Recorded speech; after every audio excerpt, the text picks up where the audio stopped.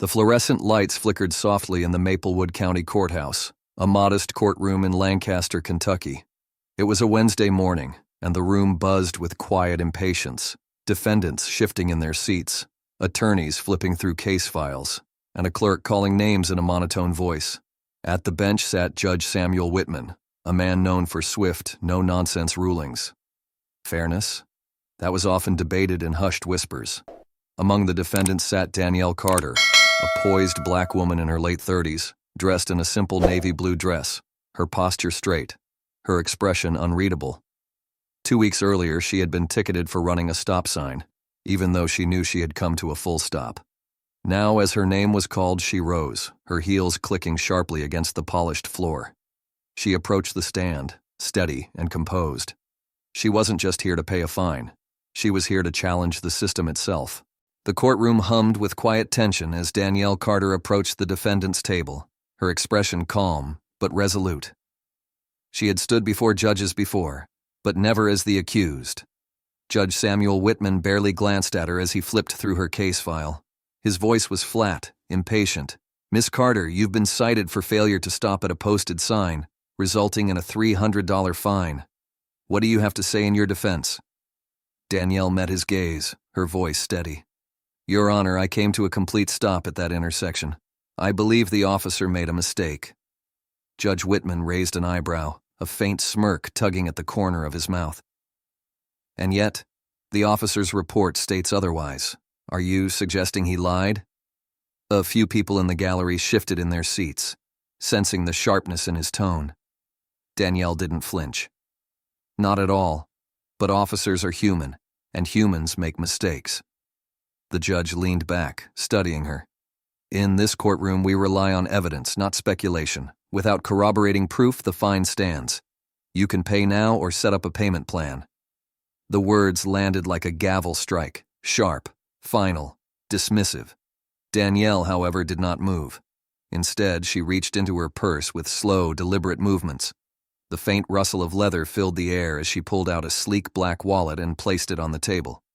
With a single, precise motion, she flipped it open, revealing a polished federal badge alongside her ID. A ripple of shock moved through the room. The clerk's hands hesitated over the keyboard. A woman in the back murmured under her breath.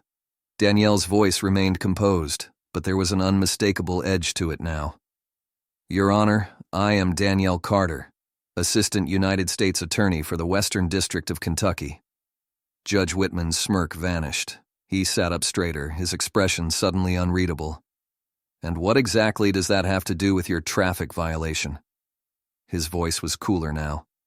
Danielle's gaze never wavered. "It means I understand the law. I understand the burden of proof, and I understand the difference between enforcing the law and bending it." The room fell utterly silent. For the first time that morning, the judge hesitated. He could feel every eye in the courtroom fixed on him, waiting to see how he would respond, and that was when the power in the room shifted, because now he was the one under scrutiny. A heavy silence settled over the courtroom. Judge Samuel Whitman, a man who prided himself on control, now found himself the one being watched. His fingers twitched slightly before he clasped them together, his face a mask of forced neutrality. Across the room, Danielle Carter stood tall, her federal badge still open on the table, the gold emblem catching the overhead light. The weight of what had just been revealed hung thick in the air. The judge cleared his throat. "Miss Carter, excuse me, Prosecutor Carter, this courtroom operates independently of your federal position. Your status does not exempt you from following traffic laws." Danielle's expression remained unreadable. "Nor does it exempt you from ensuring impartiality, Your Honor. I have no problem paying a fine if I am at fault. But what I do have a problem with is being dismissed without consideration, something I suspect happens here more often than it should." A few people in the gallery murmured, some nodding slightly while others sat stone still, their gazes flicking between Danielle and the judge. The air was charged, the tension thick enough to cut through. Judge Whitman's jaw tightened imperceptibly. He straightened, tapping his gavel against the bench just once, a controlled attempt to reassert his authority. "Are you accusing this court of bias, Ms. Carter?" Danielle tilted her head slightly, her eyes locked onto his. I'm asking this court to consider whether bias, unconscious or otherwise, is influencing its rulings. The judge hesitated. It was brief, but the moment of pause didn't go unnoticed. Danielle pressed forward, her tone firm but never raised. Every day people walk into courtrooms like this one, hoping for fairness. But how many leave feeling like their voices were ignored? Many don't have the resources or the confidence to challenge the system. I do, and I will. From the back of the room, a voice muttered in agreement, a small but significant act of defiance. A woman near the front, a single mother clutching a traffic ticket of her own, gave a small resolute nod. Judge Whitman noticed. His fingers tapped against the bench, betraying his internal struggle. He wasn't used to being challenged, certainly not so openly, so publicly. The judge let out a slow breath. Miss Carter, this is a court of law, not a platform for speeches. Danielle smiled faintly, though there was no amusement in her expression. With all due respect, Your Honor, the law should be more than just a formality. It should be about justice, and justice requires listening. The judge said nothing, because for the first time that morning, he wasn't the one in control. The tension in the room was electric. Judge Samuel Whitman, a man who had commanded courtrooms for over 2 decades, now found himself in a position he never expected, on the defensive. He could feel the shift, the way the air had thickened, the way the gallery had stopped being passive observers and started becoming something more. Engaged, alert, watching him. Danielle Carter had done more than challenge a ruling. She had challenged the very integrity of the system, and now the weight of that challenge rested squarely on his shoulders. The judge's grip on his gavel tightened, his knuckles whitening slightly. His instinct was to shut this down, to reassert his authority, to remind this woman that he was the one in control. But even as the thought crossed his mind, he knew it was too late for that. Danielle stood unshaken, her expression calm, but her presence unmovable. The judge exhaled sharply. Miss Carter, he began, his voice carefully measured, I will not allow this courtroom to become a public forum for grievances. Danielle's chin lifted just slightly, her gaze unwavering. With all due respect, Your Honor, courtrooms should be exactly that. A place where the people can speak, be heard, and most importantly, be treated fairly. A few scattered nods of agreement rippled through the gallery. The single mother who had been clutching her own ticket leaned forward, as if seeing the courtroom in a new light. Judge Whitman's jaw twitched, his frustration evident. But beneath it, something else flickered. Doubt. Danielle took a single step closer to the podium, her voice steady, but filled with quiet power. Justice isn't just about enforcing laws, Your Honor. It's about enforcing them fairly, without bias, without assumption, without dismissing the very people who come here seeking to be heard. The room was so silent, the faint hum of the overhead lights was suddenly deafening. Judge Whitman hesitated. For the first time that morning, perhaps for the first time in a long time. Then he sighed. A slow, reluctant exhale. His fingers loosened around the gavel. Miss Carter, he said, this time without the forced detachment. You've made your point. His gaze flickered toward the gallery, then back to Danielle. I will take your words under advisement, not just for this case, but for how I conduct myself moving forward. Danielle inclined her head, her voice unwavering. That's all anyone can ask for, Your Honor. And just like that, the power in the room shifted, permanently. The gavel struck, but this time it didn't feel like a dismissal. It felt like an acknowledgement, a shift. Judge Samuel Whitman had lost control of the narrative, and he knew it. The people in his courtroom, the ones who had entered that morning expecting another routine day of rushed judgments and indifference, were now fully engaged, and they weren't just watching him. They were watching Danielle Carter. As the judge moved on to the next case, the gallery remained unusually silent, their thoughts still lingering on the confrontation they had just witnessed. Danielle turned, gathering her belongings with quiet precision. She could feel the weight of dozens of eyes on her, but she didn't rush. She had made her stand, and she wasn't going to shrink now. Near the front, the young woman clutching her ticket hesitated before standing, her fingers twisting in her jacket. She took a tentative step forward, her voice soft but firm. Your Honor, may I speak? The room collectively stiffened. Judge Whitman looked up sharply, clearly not expecting the interruption. "This is not an open forum," he said, his tone still clipped, but there was less bite this time. But the young woman didn't sit down. She swallowed hard, then spoke anyway.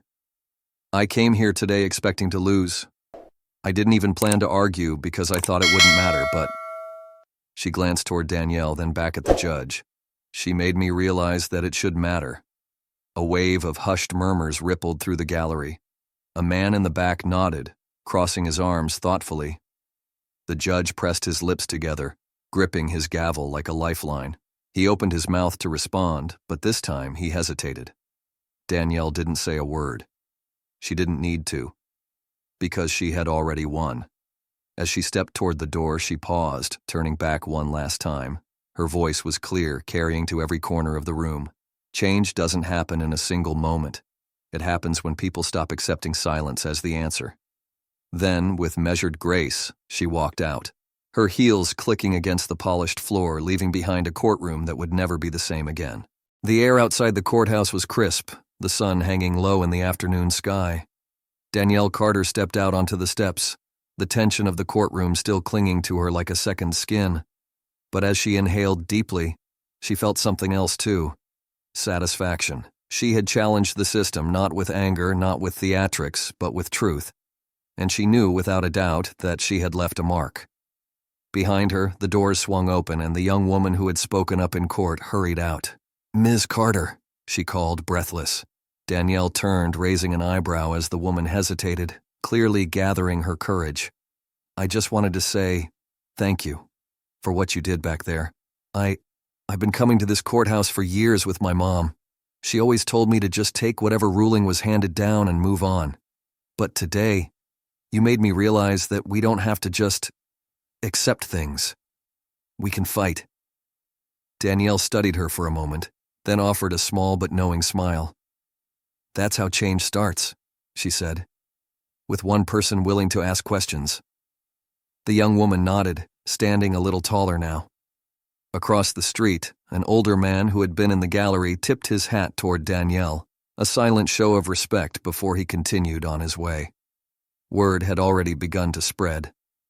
Back inside the courthouse, Judge Samuel Whitman sat in his chambers, his fingers steepled beneath his chin. The courtroom was back to business as usual, but something felt off. For years, he had run his courtroom his way, swift, efficient, unquestioned. Today, for the first time in a long time, someone had questioned him. And worse, people had listened. He reached for his gavel, his grip firm. But this time, when he looked at it, he didn't see authority. He saw accountability. And for the first time, he wondered if maybe, just maybe, he had more to learn. That night, Danielle sat at her desk, the glow of a lamp casting long shadows across her files. She had faced battles before, but today felt different. Today, she had planted a seed. And if she knew anything about justice, it was that once a seed is planted, it always grows. The courthouse lights dimmed as the last of the day's cases wrapped up, but the impact of what had happened that morning still lingered. Danielle Carter sat at her desk that evening, flipping through legal briefs, but her mind kept drifting back, to the judge's hesitation, to the young woman's newfound confidence, to the way the courtroom had shifted in a way that couldn't be undone. Justice had always been about more than just laws on paper. It was about how people were treated, about who was heard and who was ignored. Across town, Judge Samuel Whitman stared at the gavel on his desk, feeling its weight in a way he never had before. And somewhere in Greenville, a young woman who once believed her voice didn't matter was writing down notes for the legal aid program she had just signed up for. Because one voice can start a change. And today, Danielle had proven it. In 2025, the fight for equity and accountability in the justice system remains just as urgent. Danielle Carter's stand in that courtroom wasn't just about a traffic ticket. It was about demanding fairness in spaces where power often goes unchecked. Her story reminds us that change begins when we refuse to accept silence as the answer. In today's world, where bias still shapes outcomes, we must challenge injustice at every level, whether in the courtroom, workplace, or daily life. Because if one voice can shift a courtroom, imagine what happens when we all speak up together. Danielle Carter took a bold stand for justice, but the fight isn't over. What should her next move be? Should she push for policy changes in local courts, mentor young attorneys to challenge bias in the system, maybe even run for judge herself? Now, we want to hear from you. Leave a comment below with your thoughts. How can Danielle continue making a difference? And if you believe in speaking up for fairness, share this story. Because justice isn't just about one person. It's about all of us holding the system accountable. What would you do in her place?